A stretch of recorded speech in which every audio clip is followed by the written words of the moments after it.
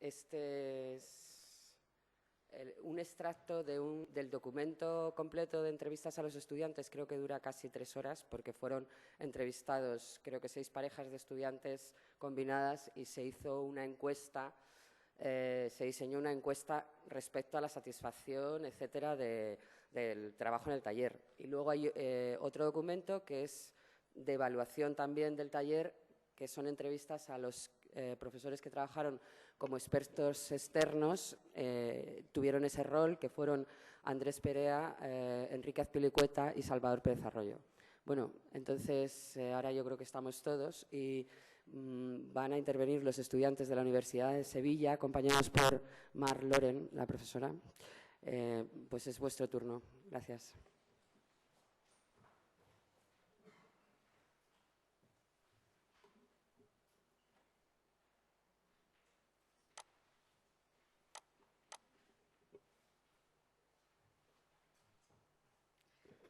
Bueno, buenas tardes a todos. Bueno, en primer lugar, lógicamente agradecer la iniciativa a nuestro querido Andrés Perea, a nuestra coordinadora máster María Jesús, que nos hace hablar, no sé cómo, pero luego nos hablará de su secreto. Pero sobre todo, y siguiendo un poco con la filosofía de estos encuentros, felicitar a los alumnos, porque realmente aquí estamos demostrando que un viernes y un sábado también la gente joven se deja la piel, se ilusiona y trabaja por ese cariño y ese amor que nos une a la arquitectura, ¿no? Bueno, dicho esto, yo os venimos a presentar sobre todo los alumnos, yo muy poquito, os explicaré un poquito de la innovación docente que ha implicado lo que os vamos a presentar, pero nosotros sobre todo venimos a presentaros, como os decía, 2 proyectos. Uno es una asignatura de libre configuración y solo de 4 créditos y medio, semestral, cuatrimestral, y luego un taller internacional en Cartagena de Indias, Colombia, organizado por la Universidad de los Andes, pero que nosotros reconocemos como asignatura también de libre configuración, por lo que ahora también os explicaré. En primer lugar, presentaremos la permanencia de lo efímero, actualidad patrimonial en la arquitectura del siglo XX, el caso del Caribe y Andalucía. El marco operativo, el marco temático que nos ha preocupado en digamos, bajo este título, ¿no?, inquietante, es precisamente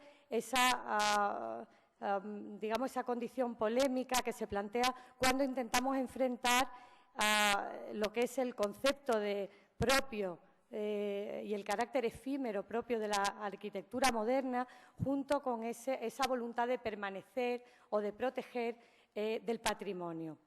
Por tanto, nos interesaba indagar, sensibilizar sobre qué parámetros, cómo podemos estudiar desde el punto de vista en concreto de lo patrimonial la arquitectura moderna. Bueno, ¿y por qué este tema en concreto? ¿Por qué Andalucía y el Caribe? Bueno, los 3 objetivos que nos han guiado para hacer este pequeño experimento de libre configuración que vamos ofertando desde el año 2008-2009 son esencialmente 3, ¿no? En primer lugar, a mí me parece muy importante el compromiso de la transferencia de la investigación que hacemos como investigadores al campo de la docencia, al campo de la universidad. No podemos hacer un estudio, una investigación que queda en un cajón o queda realmente en nuestro currículum, en nuestro hacer investigador y que no se transfiere a la universidad. Debe haber esa transferencia. Tuve la oportunidad de participar en un proyecto muy interesante, que fue la elaboración del Registro de Arquitectura Contemporánea Siglo XX Andalucía, que desarrollamos durante 3 años, desde el 2004 al 2007, y en el que tuve la oportunidad de coordinar el equipo de la provincia de Málaga. Cuando, lógicamente, íbamos haciendo el trabajo, ¿qué nos dimos cuenta? Pues que era una arquitectura siglo XX que íbamos descubriendo de gran calidad, pero una gran desconocida. Una arquitectura desconocida, una documentación histórica fragmentada, arquitecturas incluso de autores muy reconocidos y reconocibles por todos nosotros, como puede ser el propio Antonio Palacio, que tiene un edificio en el centro de Málaga, Rafael de la Hoz, todos estos autores, ¿no?, que nos hablan de ese intento de hacer esa arquitectura del siglo XX y que cayendo en ese litoral, en esa arquitectura de borde, pues se quedaba un poco fuera, digamos, de la fotografía. Entonces nos interesaba, a mí me interesaba transmitir eso y insertarlo, ese estudio que habíamos hecho de esa arquitectura como patrimonio y qué parámetros utilizábamos frente a cuando tú estudiabas una arquitectura reconocible como patrimonial, como puede ser una catedral, etcétera, ¿no? Pero claro, simplemente hacer una libre configuración para enseñar ese material, pues me parecía que realmente no cumplía los requisitos de insertarlo digamos, en una formación de arquitecto, ¿no?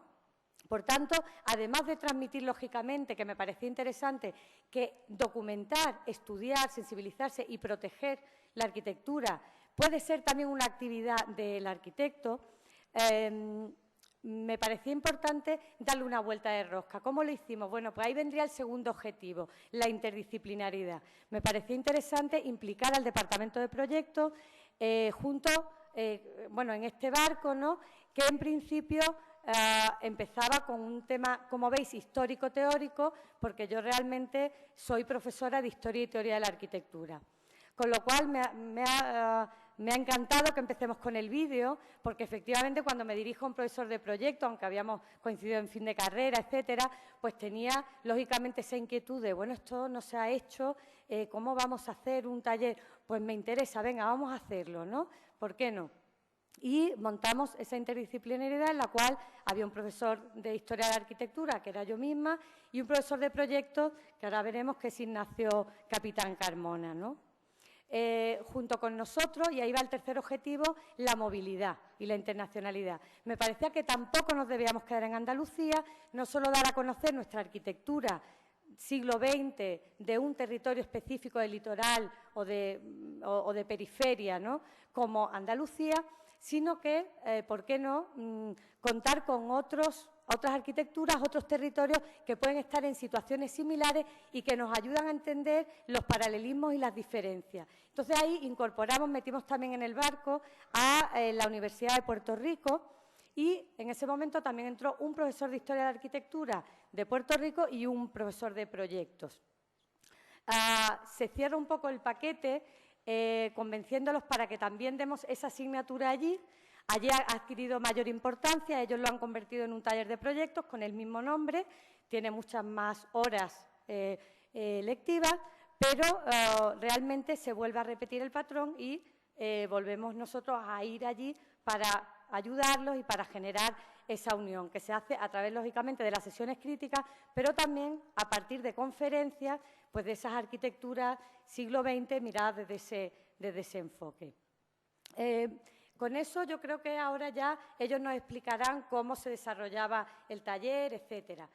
En segundo lugar, vamos a enseñar, como os decía, el Taller Internacional de Cartagena de Indias, en el cual, lógicamente, yo no me presento solo como profesora del taller, porque este taller realmente se imparte en Cartagena de Indias, en Colombia, por más de 30 profesores, pues de 10 o más universidades, Iberoamérica, a veces Estados Unidos y Europa, sobre todo España. En ese sentido, pues lógicamente valorar que ha sido un trabajo de todos, ¿no? Desde el punto de vista de innovación docente, ¿no?, que es lo que está un poco proyectual, pues aunque el otro día comentábamos con Andrés que se repite un poco el patrón en el proceso, que también explicará ahora Juan cómo se ha sucedido el taller, sí que me gustaría valorar dos cuestiones. Uno, la importancia de nuevo de la movilidad y del carácter internacional. Allí aprenden, aunque sea luchando, a trabajar en grupos internacionales. Son 140 estudiantes de todas estas universidades que estamos comentando. Y, en segundo lugar, me parece interesante también el énfasis que ponen en el conocimiento de la ciudad, al que le dedican también gran parte del taller.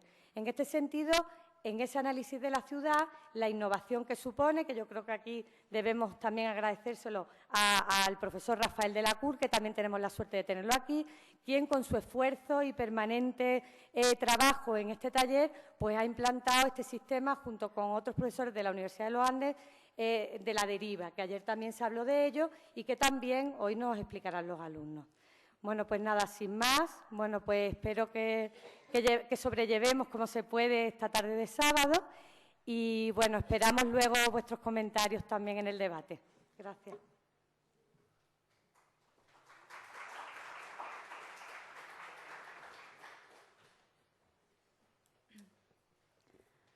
Hola, buenas tardes. Mi nombre es Rocío López y yo, junto con mis compañeros de grupo, Juan León y Rocío del Mar Gil, les vamos a presentar el proyecto de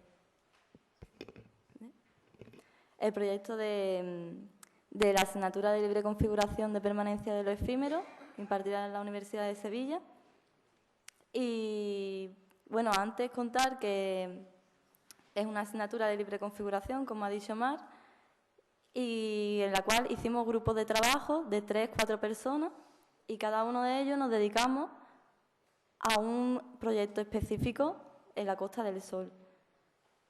Este proyecto podía ser un hotel, podría ser un colegio de arquitectos, un palacio de congresos. Había varios registros, varios usos de edificios, en la cual podíamos escoger, gracias, bien ha dicho Mar, al registro de arquitectura que nos facilitó mucha información. Y nosotros nos decantamos por la vivienda.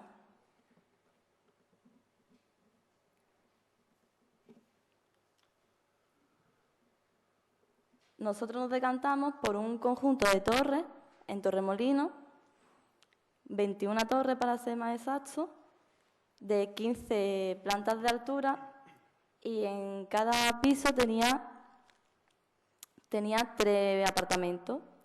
Como ya sabemos todos, la fase de documentación es muy importante en el proyecto y por eso queríamos contarles más o menos un poco de qué consta este proyecto. Este proyecto se hizo en el año 1963, fue un concurso que ganó Antonio Lamela y consta de 21 torres en el que se tiene mucho en cuenta el soleamiento de cada una de las torres y su posición frente a la Costa del Sol.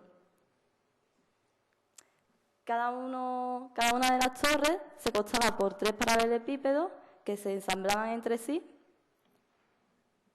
llegando al suelo por unos pilares y por el núcleo de escalera, lo cual permitía todo el espacio exterior, todo el jardín, que tuviera mucha permeabilidad dentro de lo que es el conjunto. Era un espacio muy abierto, lo cual nos recordaba un poco a Le Corbusier, a su planta libre, a su definición del plano horizontal de jardín. Y por eso elegimos este proyecto.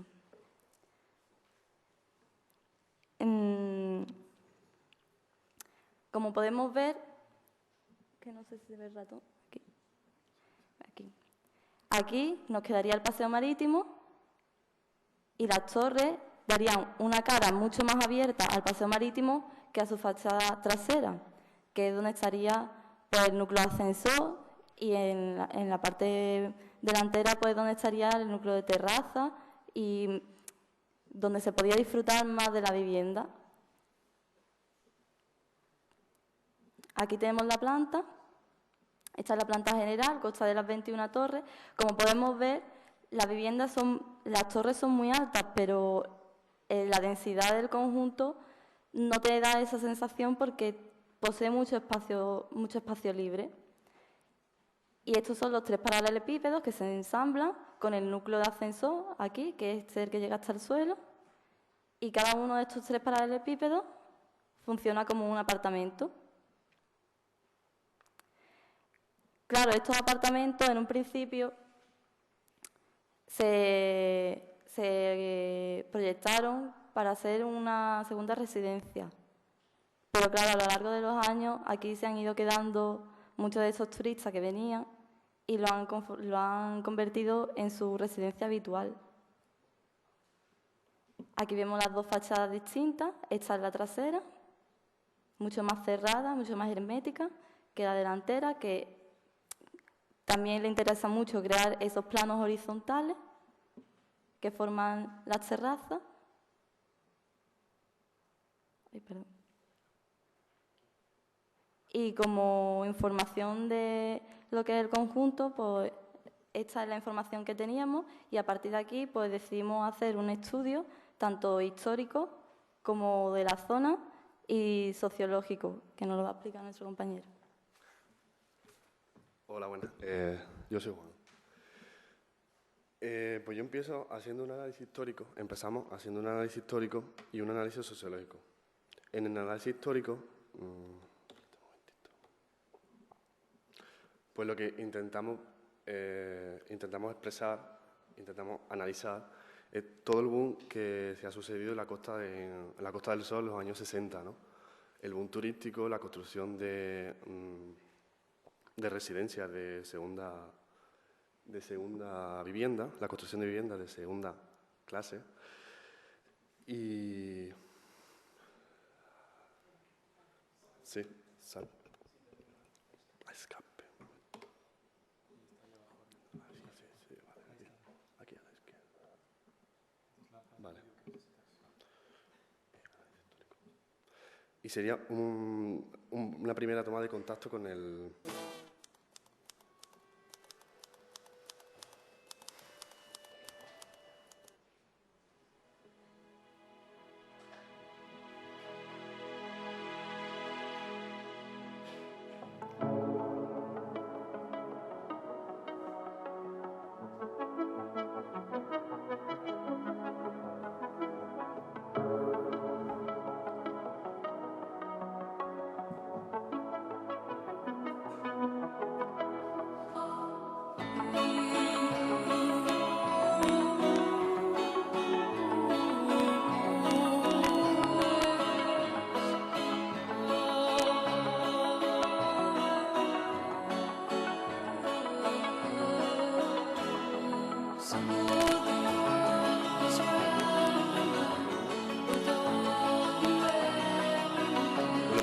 Este sería un fragmento del trabajo.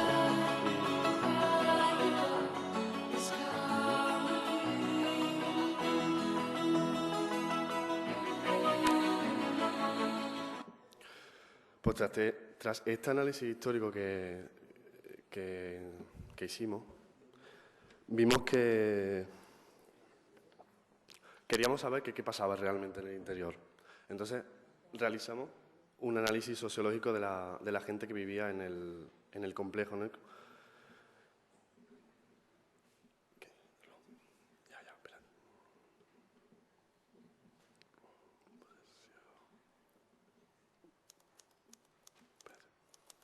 A mí me parece el mejor sitio que hay de todo el mundo, por eso vivo aquí. Incluso estando hecho hace años, la estructura que tiene me parece... Esto es solo un fragmento de la entrevista que estuvimos haciendo. A mí me parece el mejor sitio que hay de todo el mundo, por eso vivo aquí. Incluso estando hecho hace años, la estructura que tiene me parece moderna. Luego es antisísmico, tiene unas cadenas que van de bloque a bloque. También hecho de menos aquí. Los edificios muy bien, luego las casas son muy modernas, se le hace una reforma de madera, de papel, en el suelo y todo eso. Queda una arquitectura muy moderna para cuando se cierra. Luego estamos muy contentos, la gente que vivimos aquí estamos locos. Yo no cambiaría nada, aquí de verdad está la gloria. A mí cuando me preguntaron dónde quieres vivir, digo, como no me vaya a Playa Mar, no me voy a... Bueno, pues esto fue lo que nos contó la gente de allí, que está bastante contenta con el complejo. Bueno, entonces, nosotros teníamos que intervenir, pero ¿qué pasaba? No sabíamos cómo intervenir. Pues para ello seguimos haciendo el análisis y... Sí, y el PowerPoint, ¿dónde está? Que no lo veo.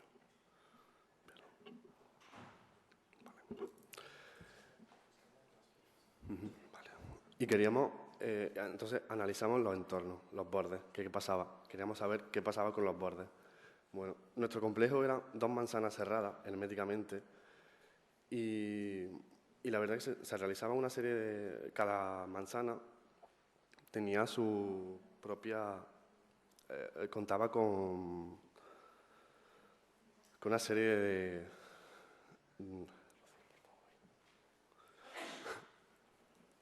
Por favor, sí, vimos que no hacía falta intervenir en el interior de las manzanas porque en realidad funcionaba muy bien y la gente estaba bastante contenta con esos espacios privados que tenían y en el que no intervenían los turistas que están siempre por la zona.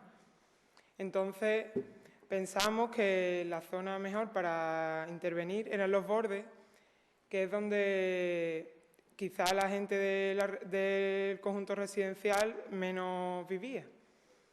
Y pensamos que había unos espacios alrededor que son... aquí había un descampado, aquí era como un bulevar y esta era el paseo marítimo.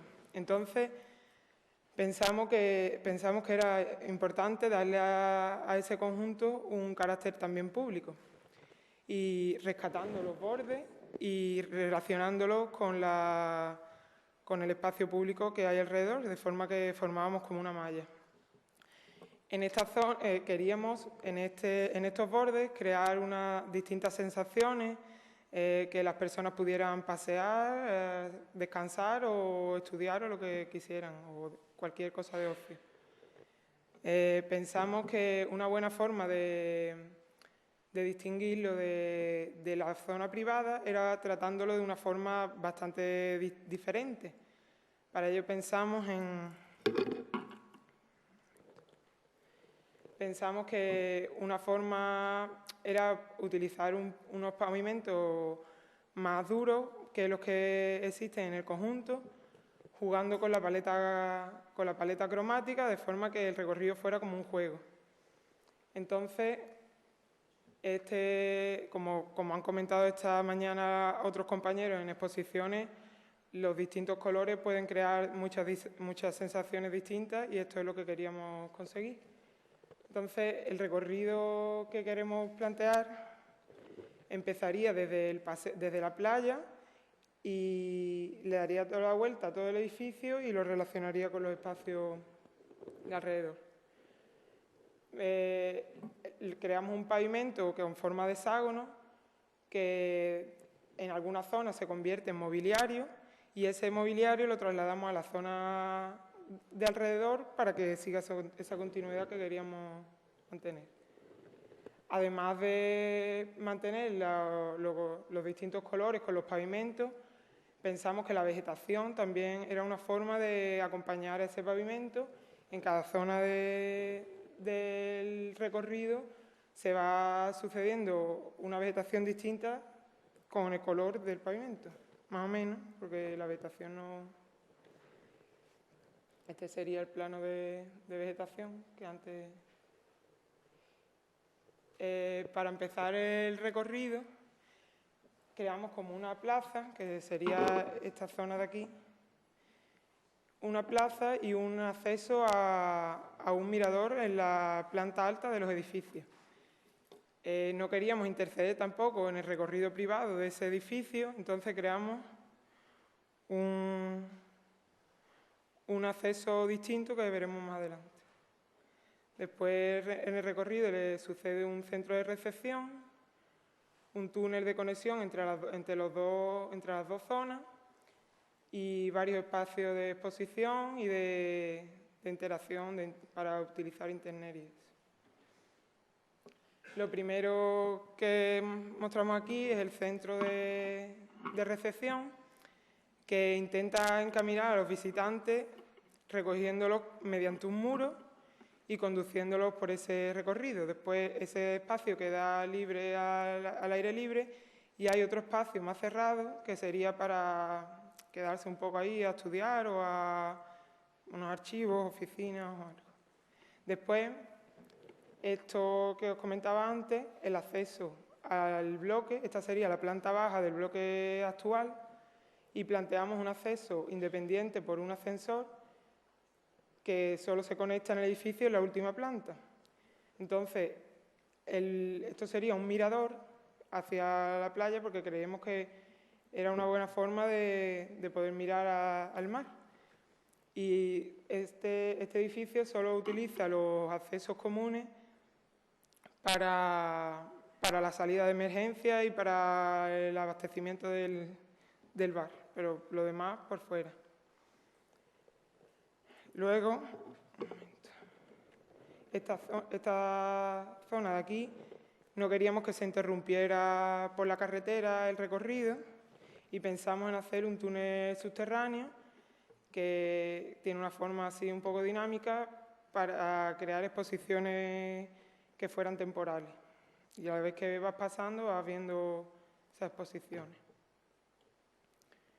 Luego habría unos espacios expositivos que también al llegar del túnel te encaminan a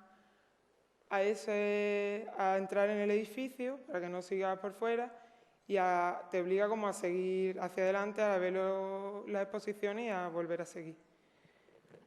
Y luego los espacios para utilizar internet. Luego habíamos visto que los aparcamientos eran un problema en el conjunto porque mucha gente le faltaba aparcamiento y si se seguían aparcando coches iba a estropear un poco la imagen que tenía. Y creamos bolsas de aparcamiento en distintas zonas. Esto es lo del mobiliario que os comentaba antes, que se lleva a los distintos espacios públicos de alrededor. Y nada, estas son unas imágenes que es más o menos la imagen que queríamos mostrar y que los usuarios pudieran utilizar el edificio conforme les parezca y poder interaccionar lo mismo lo privado que lo público. Y ya está.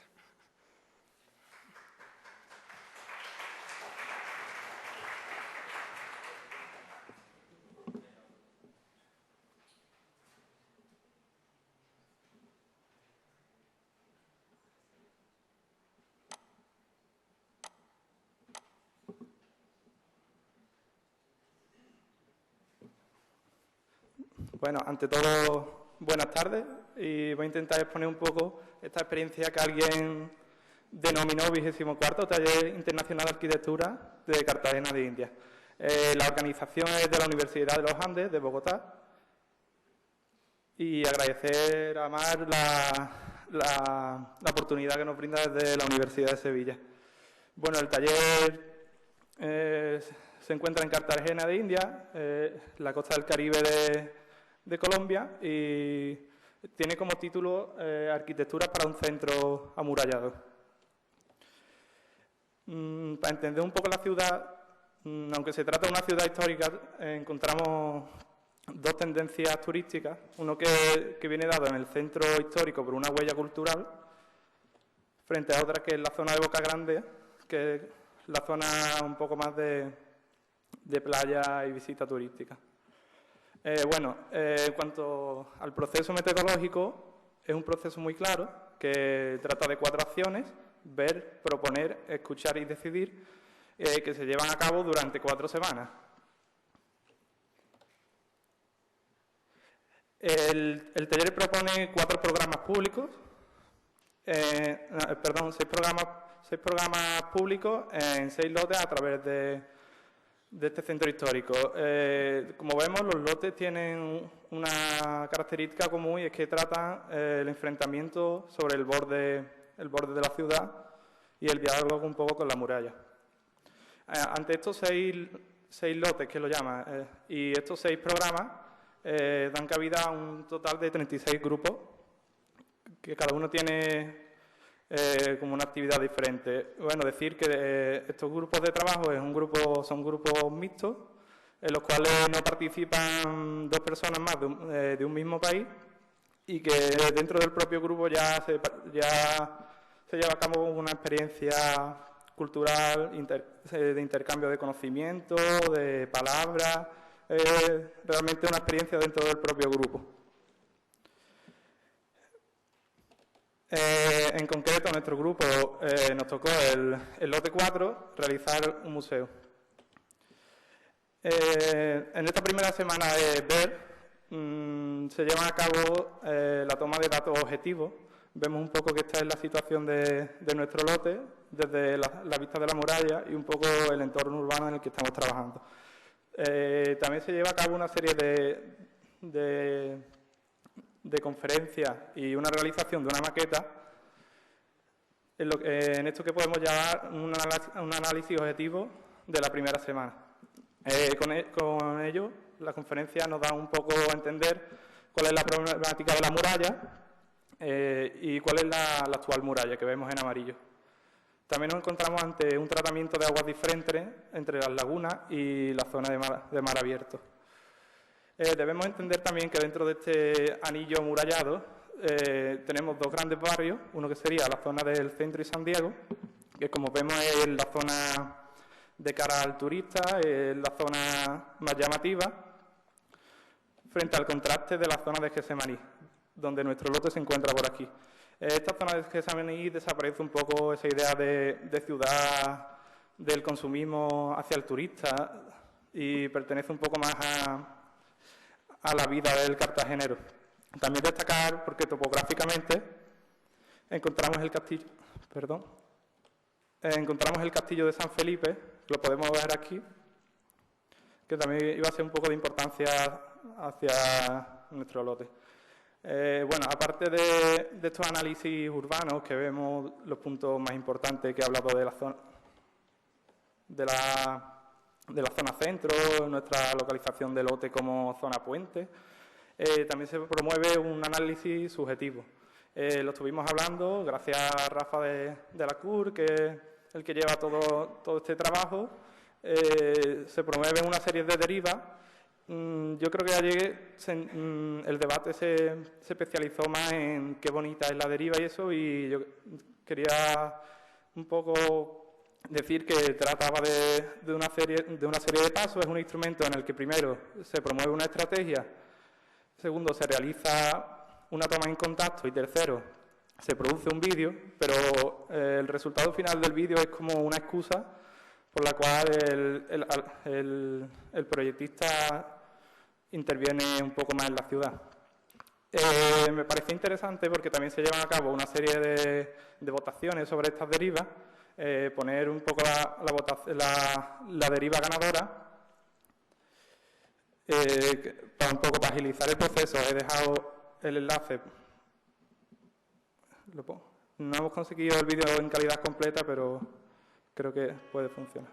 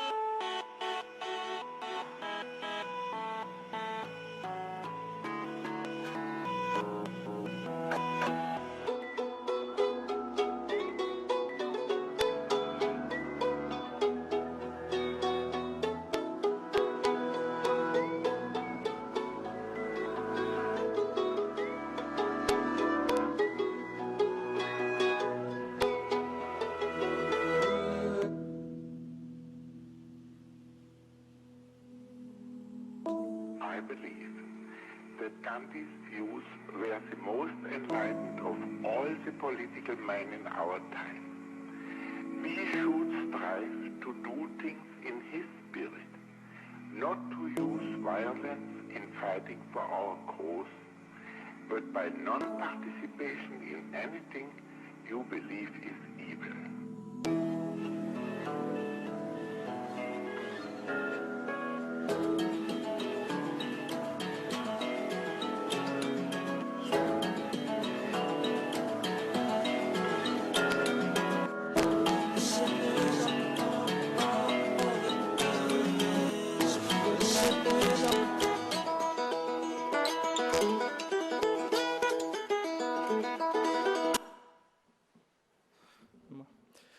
también que las derivas tenían como trasfondo base esa pertenencia de la ciudad y de la calle.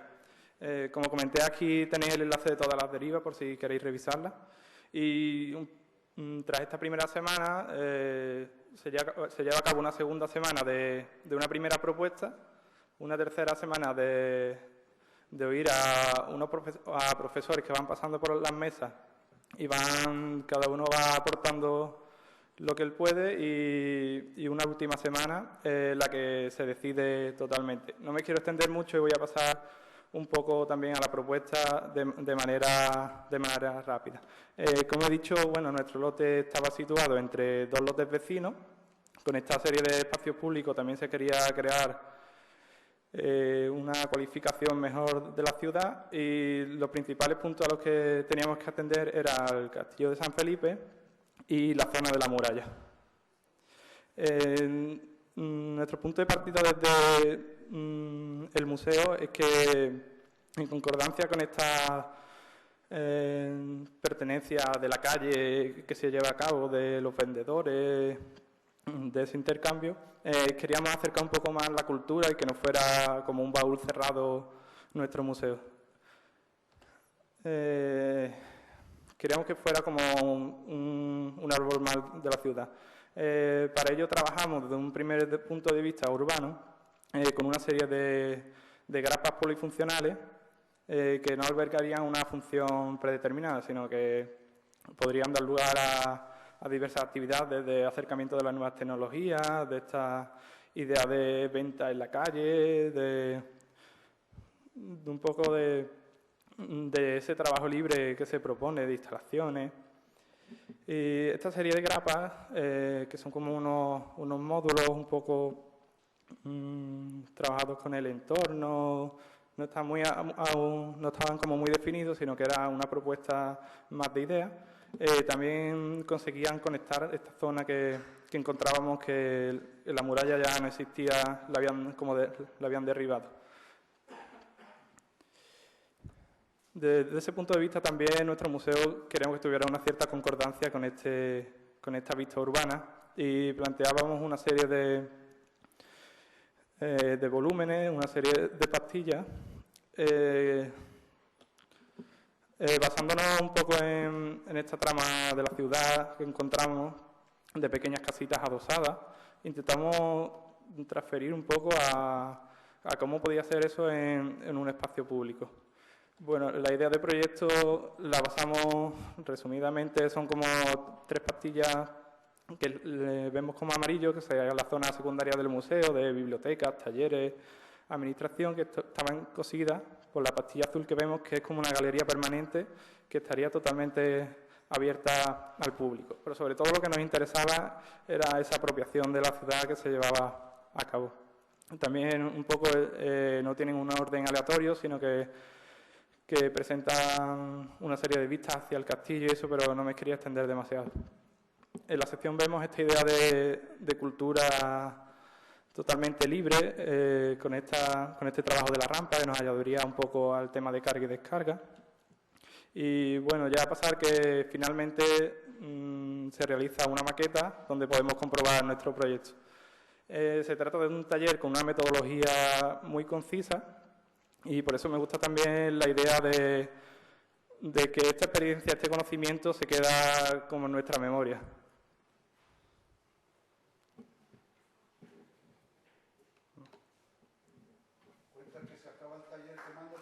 Bueno, no hace falta que lo diga, ¿no? Vale. No sé si lo había entendido, pero la fiesta final es en un barco y donde se queman todas las maquetas. Y se tiran al río, entonces desde el barco es como... vas desde el barco y ves como una serie de luces en el río, que es como esa historia que queda atrás y que la incorporamos a nuestra memoria, a nuestro proceso de cara al futuro proyectual que también nos serviría.